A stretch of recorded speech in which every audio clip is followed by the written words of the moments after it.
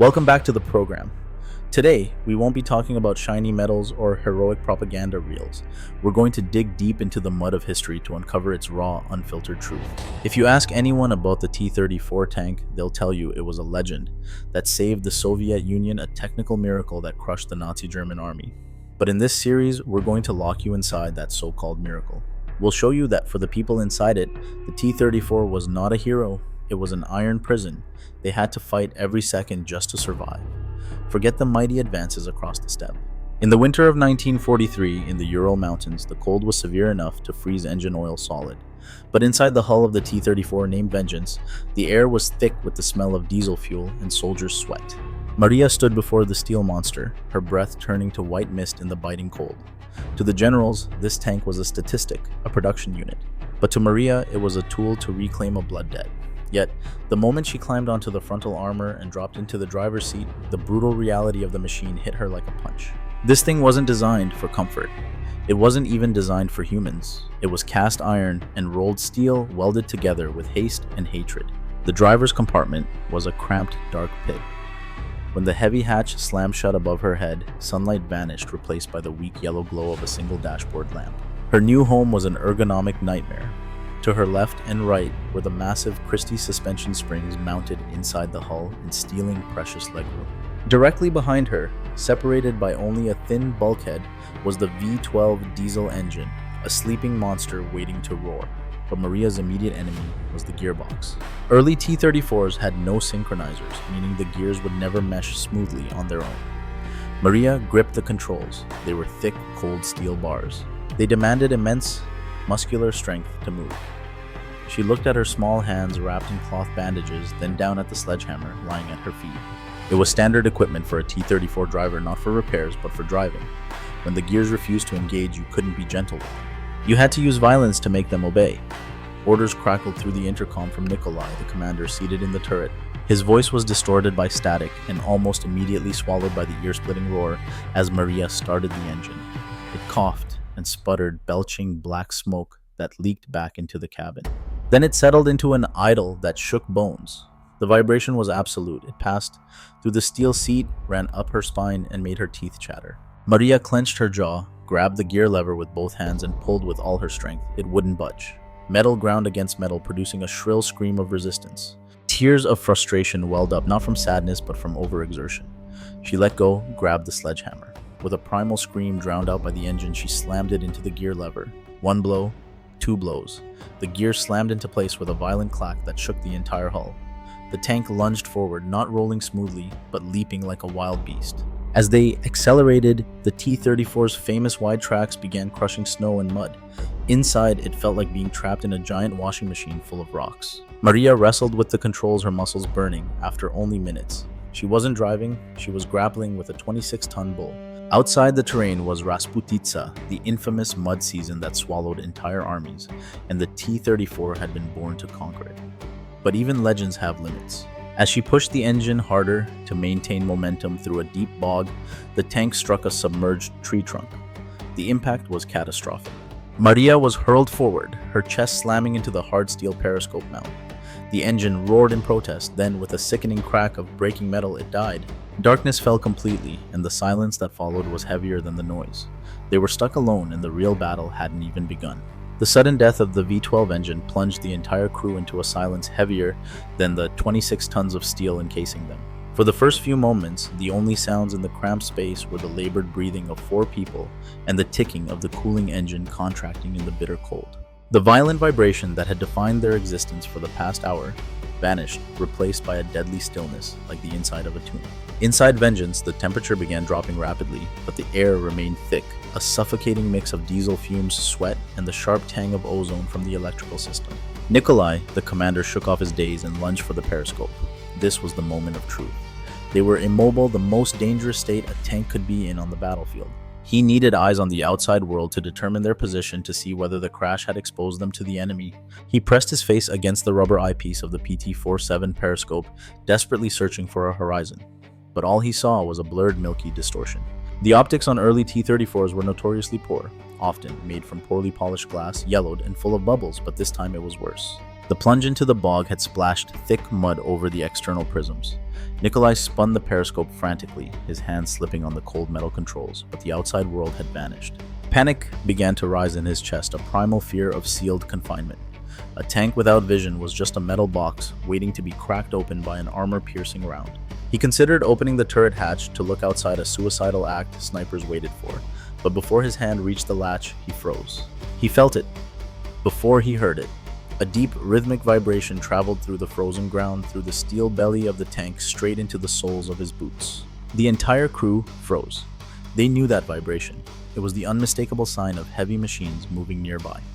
Then came the sound muffled by thick armor but unmistakable to trained ears. It wasn't the dull rumble of a Soviet diesel. It was a sharper, higher-pitched mechanical scream accompanied by the distinctive clatter of precisely machined tracks. It was the sound of Maybach gasoline engines, German panzer tanks. And they weren't alone, a whole pack was moving through the forest they had just tried to cross. The truth hit the crew all at once. They were prey lying still, waiting to die. Trapped in a crater, dead engine, blind and surrounded. Nikolai signaled absolute silence, an unnecessary gesture in the terrifying quiet. Inside the hull, the atmosphere shifted from frustration to sheer terror. Any sound could now be a death sentence. Maria, in the driver's seat, pulled her legs up from the cold floor and hugged her knees to stop them from shaking. She stared at the escape hatch above her head, imagining enemy soldiers walking just inches away. If they were discovered now, there would be no battle. A grenade dropped through a vent or a close-range shot from a panzer, and they would be burned to ash before they could scream. Psychological torture had begun. They were no longer warriors operating a machine. They were prey hiding in a den, listening to wolves patrol outside, praying that the mud coating the tank looked enough like earth and rock to fool the monsters gliding past in the fog. The agonizing wait didn't end with a roar, but with a screech, the unmistakable shrill sound of metal grinding against metal as an enemy turret traverse mechanism stopped just meters away. Inside Vengeance, 4 hearts pounded in unison. They knew what that sound meant. The predator had stopped sniffing. It had found them. For an instant, time seemed to stretch infinitely, a suffocating void where Maria could count every dust particle floating in the stale air. Then the universe collapsed. The impact wasn't like an explosion. It was like a head-on collision with a freight train. A German 75mm shell slammed into the sloped side armor of the T-34. It didn't penetrate, the angle was too steep, causing the shell to ricochet away with a shriek into the sky. But the physics of the impact were unavoidable. The sound exceeded the threshold of pain. It was a physical assault. Imagine sticking your head inside a massive church bell while a giant strikes it full force with a sledgehammer. That was the sound of a non-penetrating hit. The shockwave slammed into the crew, instantly rupturing eardrums and liquefying their sense of balance. Maria felt as if a red-hot needle had been driven through her ear into her brain, followed by a high-pitched ringing that drowned out all thought. The vibration was so violent that rust and paint flaked instantly from the interior walls, creating a choking dust storm inside the cabin. Teeth slammed together, tongues were bitten.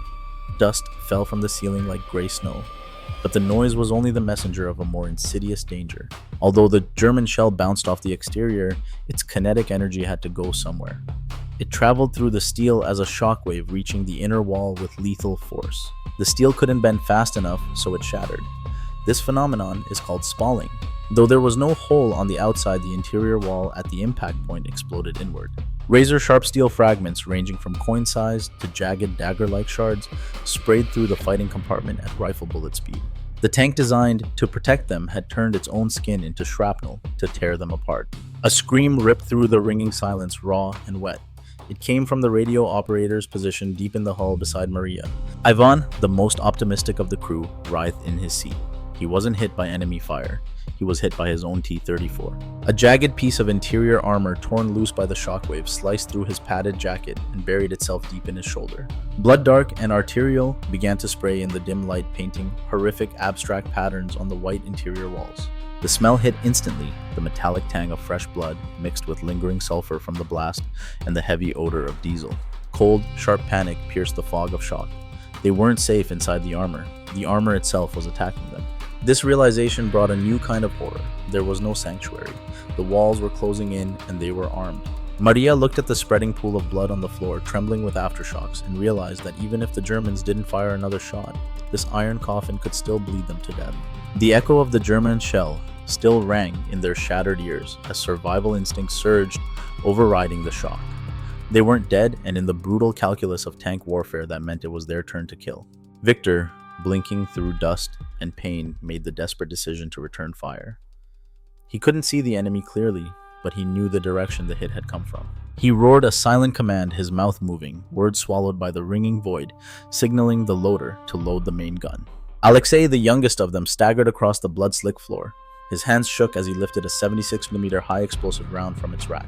It weighed nearly 9 kilograms, a cold, greasy cylinder of death he had to guide into the breech of the F-34 gun. With a metallic clang that shook the hull, he rammed it home. The massive steel breech block slid shut, trapping the explosive charge in the barrel.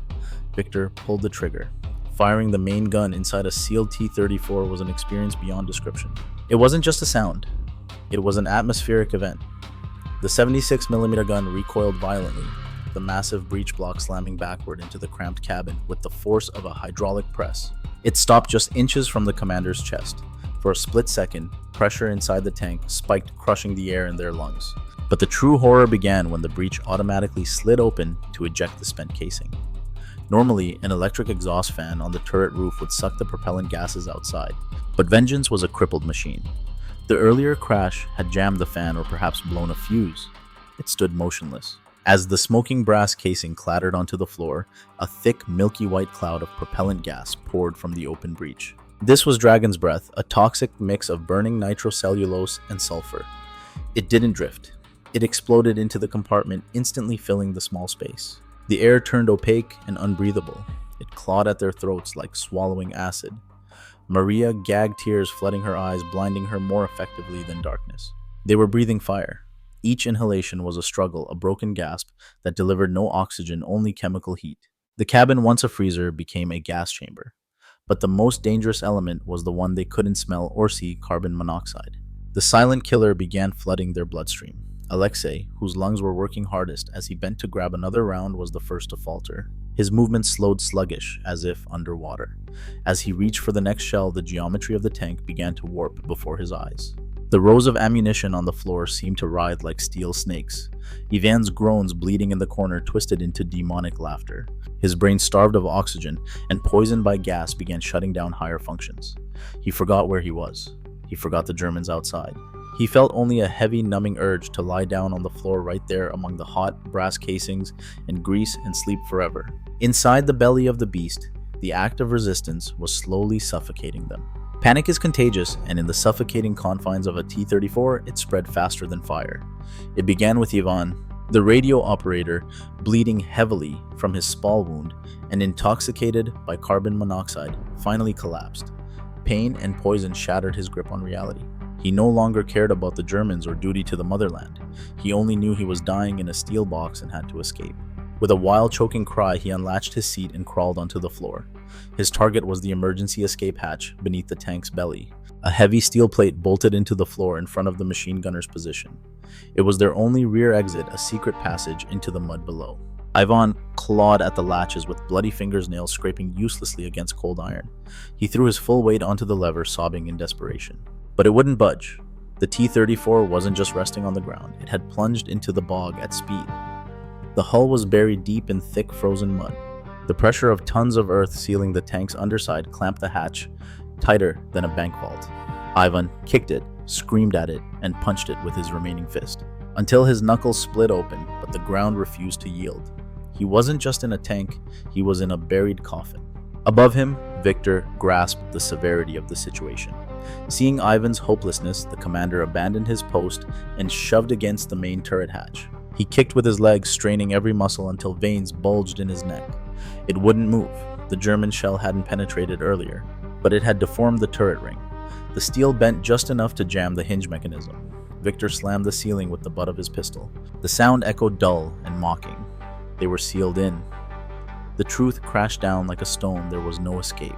They were trapped in a space smaller than a prison cell with a dead engine, a bleeding comrade, and no air. The atmosphere inside the tank shifted from fear to madness. Temperature rose uncontrollably. Heat from the transmission and residual barrel heat, combined with their own body heat, turned the cabin into a pressure cooker. Sweat soaked their uniforms, stinging eyes and open wounds. In the toxic, stifling haze, command structure dissolved. Dmitri, the driver, saw escape was impossible. He reached for the heavy sledgehammer. His intention was clear in his wild eyes to tap out a surrender on the hull, hoping the Germans would show mercy. But before metal touched metal, he froze. The cold barrel of a Tokarev TT-33 pistol pressed firmly against his temple. Victor held the weapon steady, his face a mask of soot and ruthless resolve. In the heavy silence, the message was clear. Without words, they would burn together before surrendering. The T-34 had become a deadlock, a microcosm of the war where the only choice was between slow suffocation or quick death by their own commander's bullet. The standoff between Victor and Dmitri was broken not by words, but by a sudden, nauseating surge of heat. A second German shell struck the T-34, shattering the external fuel tanks mounted on the rear hull. Though the armor held diesel ignited. Burning diesel bathed the left side of the tank in liquid fire. The laws of thermodynamics took over. The steel hull began conducting hell inward. The wall beside Maria glowed a dull, poisonous cherry red. The white interior paint blistered, turned brown, and peeled like dead skin. The acrid, suffocating smell of burning chemicals filled the cabin. They were no longer just trapped. They were being roasted inside a giant iron pan. Survival instinct overrode rebellion. Victor holstered his pistol, eyes locking onto the gun breech. He knew the German tank was very close. He could feel its engine's roar vibrating through the floor plates, a vibration utterly different from their dying machine. It was right on top of them, perhaps moving in for the killing blow. They had one chance, 1 second to strike before heat detonated the ammunition. Victor signaled Alexei. The young loader, nearly unconscious from smoke, looked at the glowing red wall and then at the commander. He understood. This was the final dance. Alexei moved. In the cramped, lurching world of the T-34 movement was torture. He had to navigate the death floor. Steel slick with oil, hydraulic fluid, and Ivan's blood. Brass casings rolled back and forth with each shudder of the tank. Alexei stepped over Ivan's moaning body, his boots slipping in blood. He reached into the rack for the last armor-piercing round. The shell was heavy, cold, and greasy. As he lifted it, his muscles screamed from oxygen deprivation. He staggered, knee-smashing into a sharp crate edge. But he didn't drop it. He cradled it like a child, pivoted on his heel, and rammed it into the breech. The massive steel block slammed shut, skinning his knuckles, but the gun was ready. Victor ignored the periscope. It was useless. He ignored traversing the turret. It was too slow. He relied on the most primitive sensor available, his own body. He waited until the vibration of the approaching enemy tank peaked. He felt the weight of German tracks crushing mud just before their hidden grave. He estimated the angle. He prayed to a god he'd stopped believing in since the war began. Then he pulled the trigger.